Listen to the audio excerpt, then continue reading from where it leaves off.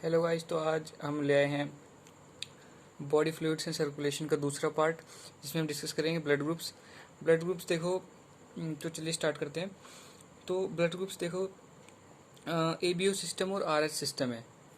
ठीक, blood grouping का ABO system और आरएच सिस्टम दोनों पढ़ेंगे। एबीओ ब्लड ग्रुप सिस्टम पहले पढ़ते हैं।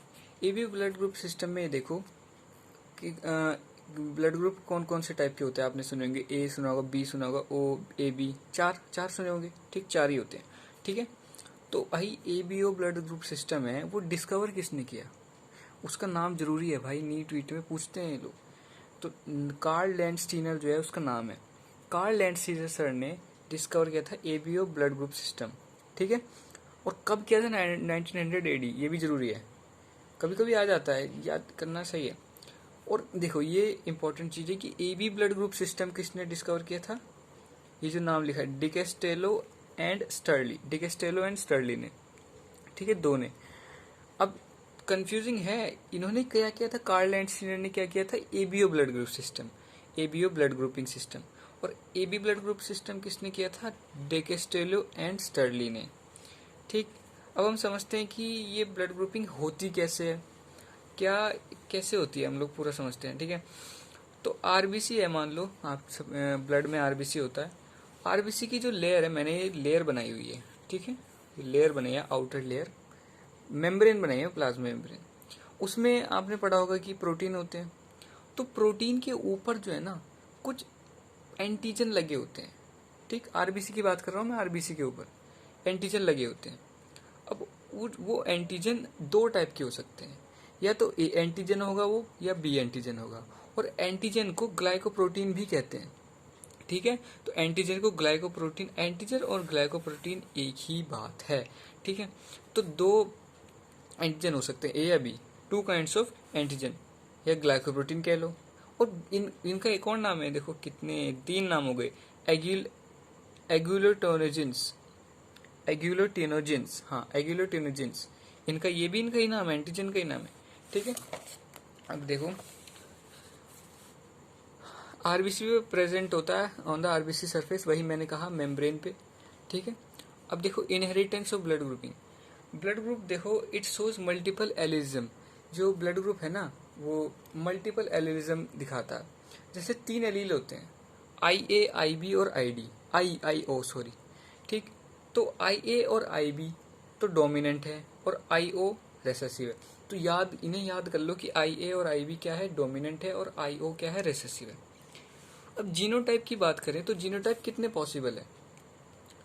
आई ए मतलब होमोजाइगोस, आई ए आई ओ हेट्रोजाइगोस, आई बी होमोजाइगोस, आई ओ ये हेट्रोजाइगोस, आई बी ये हेट्रोजाइगोस, और आई ओ। ठीक, ये तो होमोजाइगोस। ठीक है, अब देखो इनमें ये क्या था? आई ए और आई बी क्या थे? डोमिनेंस थे। तो ऑब्वियसली जहां पे डोमिनेंट है वो, तो ऑब्वियसली वही ब्लड ग्रुप होगा। तो यहाँ पे ब्लड ग्रुप क्या है? ए है। यहाँ पे ब्लड ग्रुप क्या है? ओ तो भाई रिसेसिव है। तो आई ए और आई ओ में क्या होगा? ए, फिर ए हो गया। इसमें तो क्या, दोनों बी हैं, तो इसमें बी, ब्लड ग्रुप बी, इसमें ब्लड ग्रुप बी, इसमें। और ये देखो, ये स्पेशल केस कह सकते हो, इसमें ए बी है, आई ए और आई बी दोनों, तो ब्लड ग्रुप क्या हो गया? A B. ठीक, और आई ओ और आई ओ का ब्लड ग्रुप क्या हो गया? ओ। मतलब रिसेसिव कब एक्ट करता है? आपने जेनेटिक्स में पढ़ा होगा या पढ़ोगे कि जब रिसेसिव कब अपने आप को शो करता है? जब जब दोनों रिसेसिव वाली लो। ठीक है, अब फिनोटाइप देखते हैं। फिनोटाइप मतलब जो हमें दिख रहा है, मतलब जो हम लोग देख सकते हैं। हमें कितने ब्लड ग्रुप पता है? चार पता है। मतलब यहाँ से देख सकते हो तुम लोग, यहाँ से कितने हो सकते हैं? ए बी और ओ, चार ही तो हो सकते हैं। ठीक, वो तो हेट्रोजाइगोस है, होमोजाइगोस है, उन्हें हमने छोड़ दिया, फिनोटाइप में भी नहीं गिनते उन्हें। तो ए बी और ओ, चार चार ब्लड ग्रुप है। अब वी हैव नेचुरल एंटीबॉडीज। अब ये एंटीबॉडीज क्या है? एंटीबॉडीज तो पता ही होंगे आपको, मतलब इनके कह सकते हो इनके खिलाफ। जैसे एंटीजन, जिसके पास एंटीजन ए होगा उसके पास एंटीबॉडी बी होगी, ये तो बिल्कुल याद कर लो। ठीक, जिसके पास एंटीजन ए होगा उसके पास एंटी बी होगी, मतलब एंटीबॉडी बी। मतलब अगर वो उसमें अगर बी एंटीजन आएगा तो उसकी एंटीबॉडी बी एंटीजन के साथ एक्ट कर जाएगी और उसे डिस्ट्रॉय कर देगी। ठीक है, ठीक। और एंटीबॉडी का दूसरा नाम क्या है? एग्यूलोटिन्स, एग्यूलोटिनिन्स, एग्यूलोटिनिन्स। ठीक, ये भी अच्छे से याद कर लेना। ओके, तो ये जो मैंने जो ये टेबल बनाया है, इसे आप याद भी कर सकते हो, इसके स्क्रीनशॉट ले लो अच्छे से। ब्लड ग्रुप देखो, मैंने सबको लिखा है। ए, इसमें ए एंटीजन होता है, बी में बी एंटीजन होता है, ए बी में ए एंड बी दोनों एंटीजन होते हैं, ओ में एंटीजन नहीं होता है, ओ में कोई एंटीजन नहीं होता।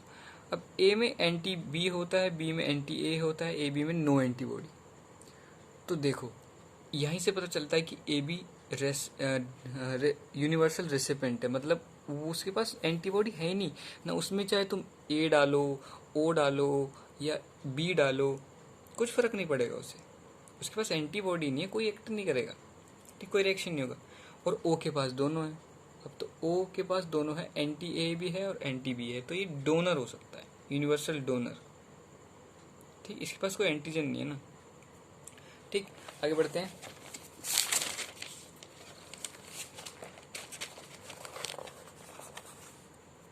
Antigen antibody reaction. अब ये मैकेनिज्म जो है आपको पूरा अच्छे से याद करना है।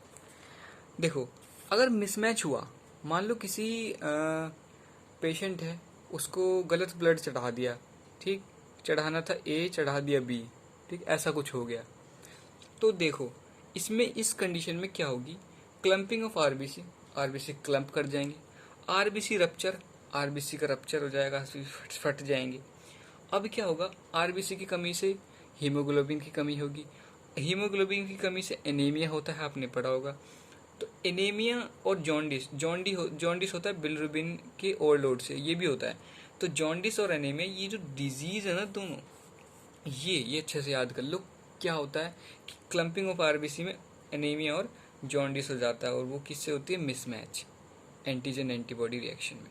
ठीक, ये देखो मैंने बता रखा है कि ए एंटीजन और ए को, मतलब ब्लड ए को, ए ब्लड को हमने बी में डाल दिया, जबकि हम, ऐसा तो हो ही नहीं सकता, हम नहीं डाल सकते, फिर एक्शन हो जाएगा। देखो रिएक्शन हो जाएगा, हो गया रिएक्शन इन दोनों के बीच में। ठीक, अब ये रेसिपेंट है और ये याद रखो कि मेजर रिएक्शन जो होगा ना, major reaction occurs between antigen of donor and antibody of recipient. मतलब ज़्यादा ऐसा भी तो हो सकता है कि यार इसकी जो एंटी बी है, इसकी जो एंटीबॉडी है, एंटी बी है, वो इसके ब्लड के साथ एंटीजन बी के साथ एक्ट कर जाए। ठीक, ये भी हो सकता है। इन दोनों के साथ तो हो ही रहा है, ए एंटीजन और एंटी ए, पर लेकिन ये एंटी बी है ना, कम है, तो इसलिए पूरे में नहीं इतना अफेक्ट नहीं कर पाती। इसलिए मेजर रिएक्शन क्या होता है? ए एंटीजन और एंटी ए में। ठीक है, मतलब एंटीबॉडी ऑफ रेसिपेंट, रेसिपेंट की एंटीबॉडी और उसकी एंटीजन, जो एंटीबॉडी ऑफ रेसिपेंट और डोनर की, वो डोनर की एंटीजन। ठीक, इन दोनों के बीच में रिएक्शन तगड़ा होता है बहुत। ठीक, अब बेस्ट ब्लड ट्रांसफ्यूजन देखो, बेस्ट ब्लड ट्रांसफ्यूजन क्या हो सकती है? सेम ब्लड हो सकता है। सबसे बेस्ट क्या होता है कि यार सेम ब्लड मिल जाए हम लोग को, सेम ब्लड। और नेक्स्ट बेस्ट क्या होता है? बट इन इमरजेंसी क्या हो सकता है कि ओ चढ़ा सकते हैं। ओ तो भाई यूनिवर्सल डोनर है, यूनिवर्सल डोनर है, वो किसी को भी दिया जा सकता है। अभी जो मैंने ये जो डायग्राम बनाया, इसको आप अच्छे से देख लो या स्क्रीनशॉट ले लो। इसमें देखो ऐसा बताया है कि ओ, देखो हर कोई अपने आप में से कर ही सकता है, ओ को दे सकता है, ए को, बी को, और ए बी को। अब जो नेक्स्ट पॉसिबल वो हो सकता है ना, ट्रांसफ्यूजन, वो देखो ओ ए को भी दे सकता है, ओ बी को भी दे सकता है, और ओ ए बी को भी दे सकता है। तो ओ क्या है? तीनों को दे सकता है, मतलब ये क्या है? डोनर है, यूनिवर्सल डोनर, और इसके पास कोई एंटीजन नहीं है।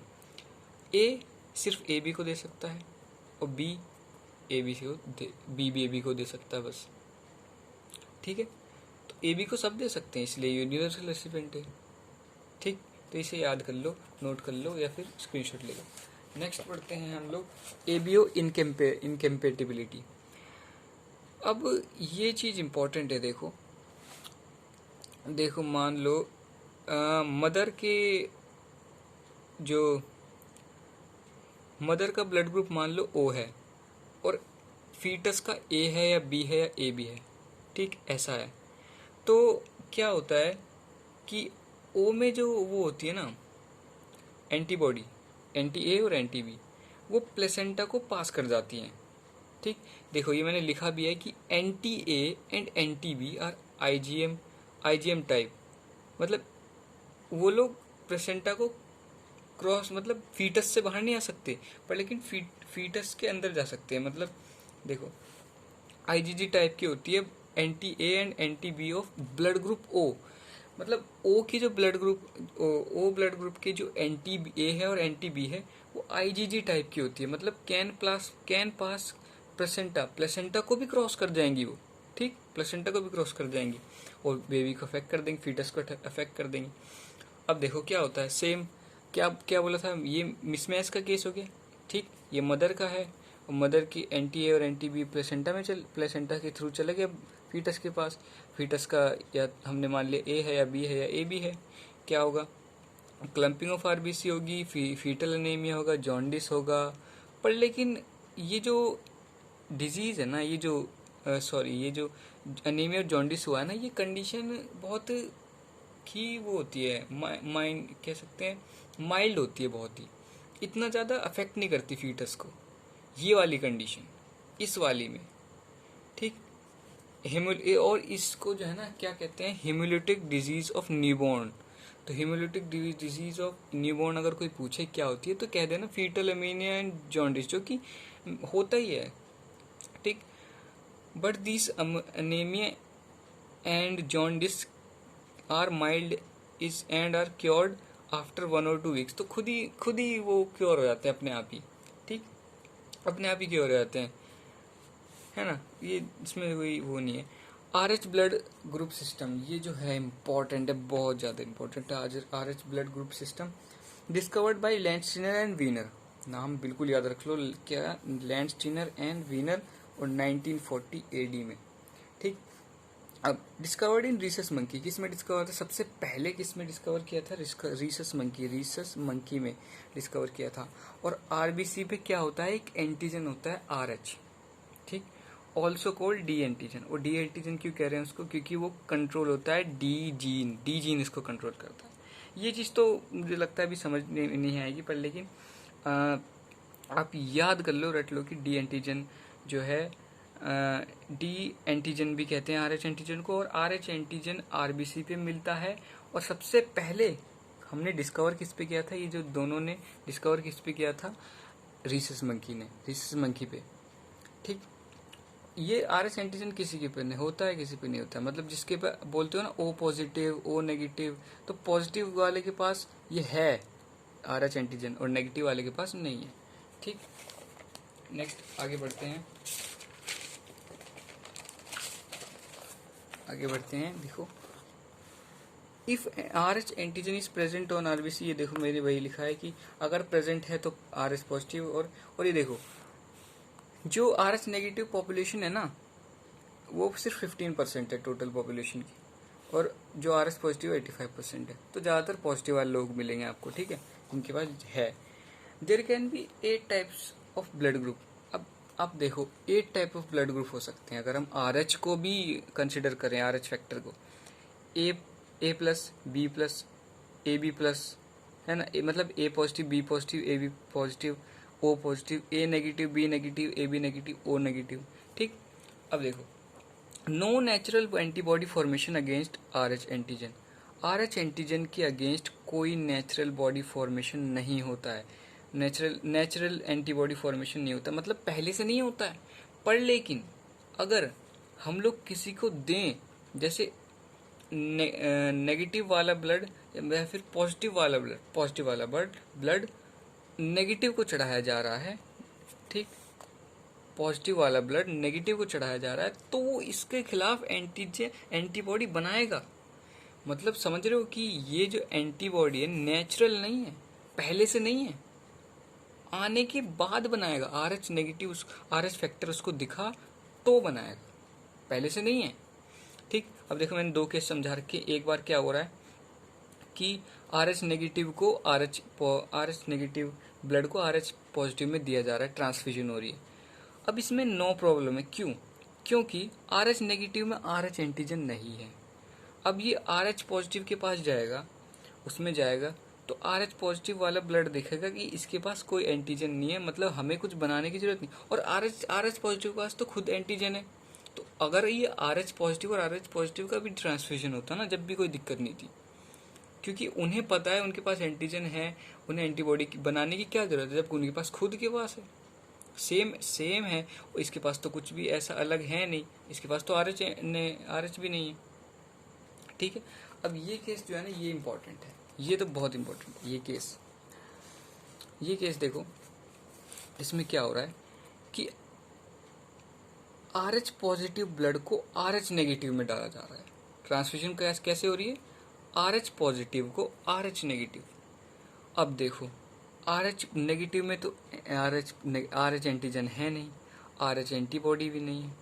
RH पॉजिटिव में RH एंटीजन है, एंटीबॉडी तो उसमें भी नहीं। खैर, अब जब RH पॉजिटिव ब्लड इसमें आएगा तो क्या होगा, अब इसको तो नया नया ऐसा लगेगा कि यार ये RH एंटीजन क्या है, तो इसके खिलाफ इसके लिए फॉरेन बॉडी हो गई, इसके खिलाफ वो क्या बनाएगा, इसके खिलाफ एंटीबॉडी बनाएगा। तो एंटीबॉडी बन जाएगी, उसके बाद पहली बार में तो कोई दिक्कत नहीं होगी, क्या क्या क्या बोला कि फर्स्ट टाइम कोई दिक्कत नहीं होगी, पर सेकंड ट्रांसफ्यूजन में देयर इज RBC क्लम्पिंग, क्या फिर वही हो जाएगा भाई, मिसमैच की कंडीशन हो गई ना, फिर RBC क्लम्पिंग हो जाएगी, फिर एनीमिया और जॉन्डिस हो जाएगा। ठीक, this reaction is not mild. अब ये रिएक्शन जो है ना बहुत सीवियर होता है, ये रिएक्शन माइल्ड नहीं होता। ठीक, कौन सा वो वाला तो माइल्ड था, पिछले वाला जो भी समझाया था, ये वाला कैसा है, ये माइल्ड नहीं है, ये तगड़ा रिएक्शन है, सीवियर है। Negative blood can be donated to negative as well as positive, but positive blood can not be donated. मतलब इसका मतलब क्या है कि ये याद रख लो कि नेगेटिव ब्लड को तुम पॉजिटिव में दे सकते हो और पॉजिटिव को भी पॉजिटिव में दे सकते हो, पर लेकिन क्या क्या नहीं कर सकते तुम RH पॉजिटिव को RH नेगेटिव में नहीं डाल सकते, ये चीज़ नहीं कर सकते। RH पॉजिटिव को RH नेगेटिव में नहीं डालना चाहिए, ये नहीं तो क्या हो जाएगा, एनीमिया, जॉन्डिस, यही। और ये रिएक्शन कैसा होता है, तगड़ा होता है, माइल्ड नहीं। नेक्स्ट पढ़ते हैं, देखो थोड़ी और बात करेंगे। तो भाई यहाँ पे O negative is universal donor और AB positive is universal recipient. ठीक, अब RH इनकम्पेटिबिलिटी के बारे में थोड़ी और बात करते हैं। RH इनकम्पेटिबिलिटी मतलब देखो बताते हैं, मान लो कि ये हस्बैंड वाइफ है और हस्बैंड RH पॉजिटिव है और फादर RH पॉजिटिव है और मदर RH नेगेटिव है। ठीक, फादर क्या है, RH पॉजिटिव है और मदर RH नेगेटिव है। अब जब फर्स्ट प्रेगनेंसी होएगी तो RH देखो, फर्स्ट प्रेगनेंसी होगी, अब या तो जो फीटस है उसका RH नेगेटिव हो सकता है, वो नेगेटिव हो सकता है उसका ब्लड ग्रुप RH नेगेटिव या RH पॉजिटिव, मतलब या तो उसमें RH फैक्टर हो सकता है, RH एंटीजन हो सकता है या नहीं हो सकता है उसके ब्लड में। तो हम लोगों ने 2 केस बना लिए। ठीक, 2 केस बना लिए। पहला केस ये कि मान लो फर्स्ट प्रेगनेंसी में RH नेगेटिव है, तो यार फर्स्ट फीचर जो है नॉट अफेक्टेड है। क्यों, क्योंकि भाई मदर भी RH नेगेटिव है, तो क्या दोनों के ब्लड में क्या दिक्कत होगी भाई, वो जानते ही नहीं RH फैक्टर को जानते ही नहीं, इसमें भी नहीं है इसमें भी नहीं है। ठीक, अब अगर बेबी जो फीटस है वो RH पॉजिटिव हुआ, अब उसका ब्लड RH पॉजिटिव है, तो क्या होगा, फर्स्ट फीटस तो सेम है, पर लेकिन दूसरा फीटस सेफ नहीं होगा। क्यों, देखो जब डिलीवरी होती है ना तो अम्बिलिकल कॉर्ड काटते हैं, ठीक, तो अम्बिलिकल कॉर्ड जब काटते हैं ना तो थोड़ी सी ब्लड की मिक्सिंग हो जाती है मदर के ब्लड में और मदर के ब्लड में बेबी का ब्लड चला जाता है थोड़ा सा, तो बेबी क्या है, ये यहाँ पे RH पॉजिटिव है, तो RH पॉजिटिव RH नेगेटिव के पास गया, ये केस नहीं होना चाहिए था, अभी पढ़ा हमने।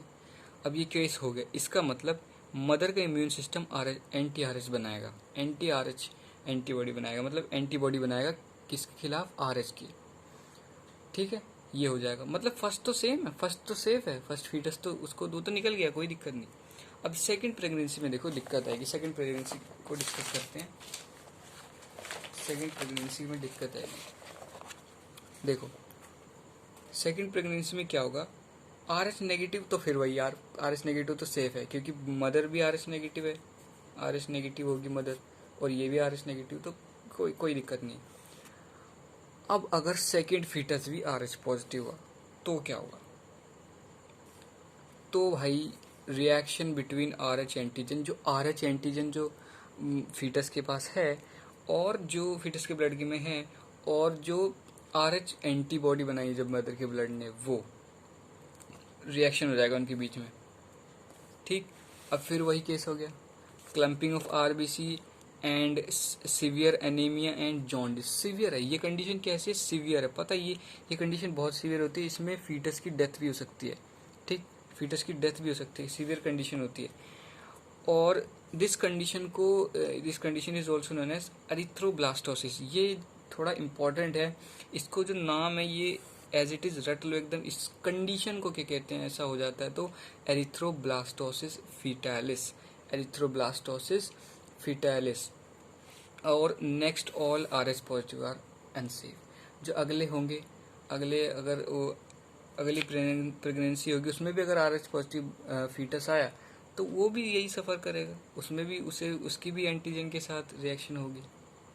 ठीक, अब इसकी प्रिवेंशन है कुछ? हाँ यार प्रिवेंशन तो है। क्या प्रिवेंशन है?